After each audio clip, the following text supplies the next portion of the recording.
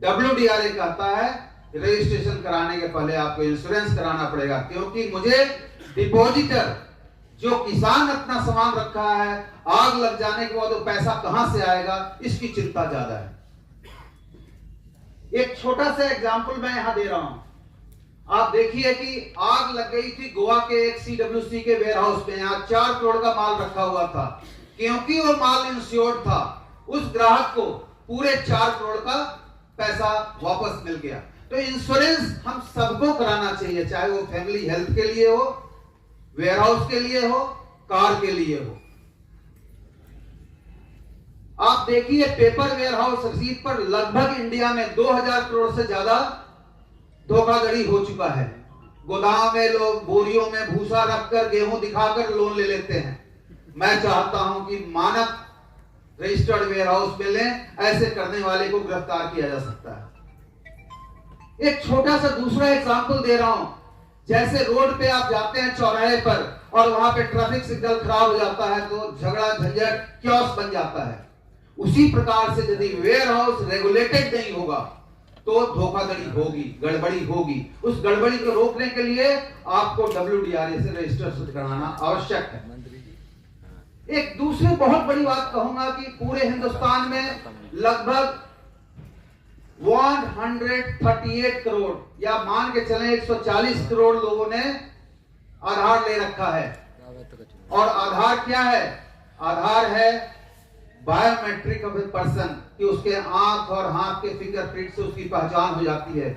उसी प्रकार से WDRA रजिस्टर्ड वेयरहाउस में यदि मस्टर्ड किसी वेयरहाउस में रखा हुआ है और ENWR इशू है तो उसका रजिस्ट्रेशन, ग्राहक का नाम, मूल्य, इंश्योरेंस, उसकी क्या अवस्था है, सेल्फ लाइफ क्या है, उसके माल क्या है, सारी जानकारी इलेक्ट्रॉनिकली जितने स्टेक होल्डर हैं, चाहे वो बैंक हो, परचेजर हो, कोई चेन्नई में बैठा है और भोपाल के अंदर किसी वेयरहाउस में सामान रखा हुआ है, उस सिस्टम से देख सकता है।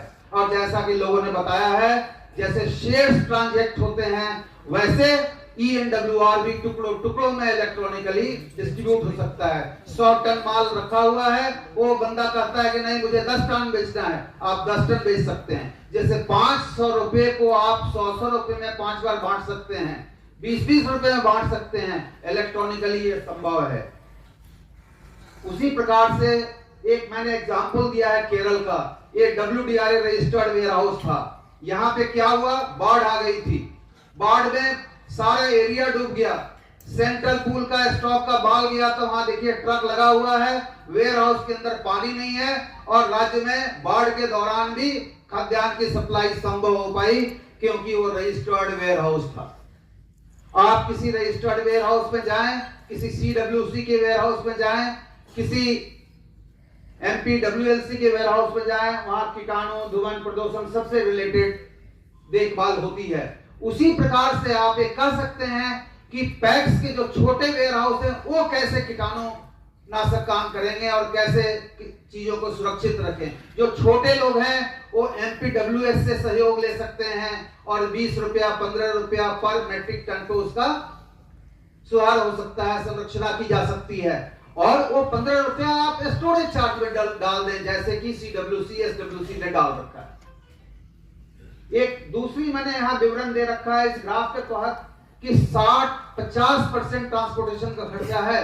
और जिस दिन पैक्स के 5000 वेयरहाउस रजिस्टर हो गए, समझिए कि ये पैसा उस किसान का बचने जा रहा है।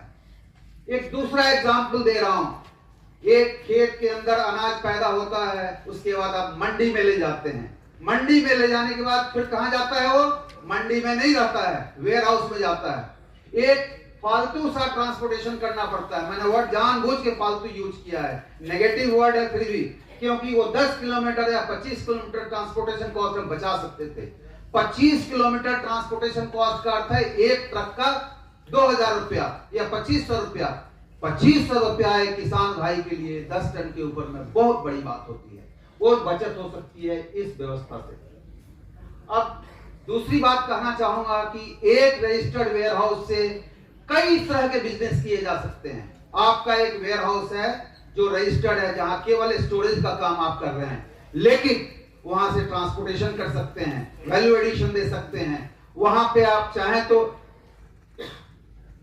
फ्यूमिगेशन का काम कर सकते हैं, वहां से लोन दिलवा सकते हैं, वहां ई एग्री प्लेटफॉर्म पर डायरेक्ट ऑक्शन करवा सकते हैं। इन सारी सुविधाओं में आपको हर उस वैल्यू चेन में कुछ न कुछ पैसे की आमदनी होगी। यह कैलकुलेशन है, यदि आपको 10 लाख स्टोरेज से मिलता है तो 5 लाख एडिशनल इनकम हो सकता है यदि WDRA से आप रजिस्टर्ड हैं, क्योंकि विभिन्न मार्केट के विभिन्न चीजों में आप सर्विस देते हैं और उस सर्विस की वजह से आपको जब भी सर्विस देते हैं, अमेजन या ई कॉमर्स कंपनियां आज कैसे पैसा कमा रही है, क्योंकि वो सहूलियत दे रही है कस्टमर को। आप भी सहूलियत देंगे कस्टमर को और ये फायदा होगा। एक दूसरी बात मैं यहां कहना चाहूंगा कि कहा जाता है कि 100 मेट्रिक टन का वेयर हाउस है, इसका क्या मतलब, या 500 मेट्रिक टन इसका क्या मतलब, या 2000 का क्या मतलब। मैं कहना चाहूंगा कि यदि हब एंड स्पोक पॉलिसी आप फॉलो करें तो छोटे छोटे किसान जो भाई हैं जिनके पास बहुत पैसा नहीं है, नजदीक के वेयर हाउस में डाल देंगे, जो का माल ज्यादा है बड़े वेयर हाउस में जा सकते हैं, या छोटे से बड़े में हब एंड स्पोक से ट्रांसपोर्ट हो सकता है। और साथ ही एक और चीज कहना चाहूंगा कि आने वाले समय में करीब 60% पॉपुलेशन अर्बन एरिया में रहेगा।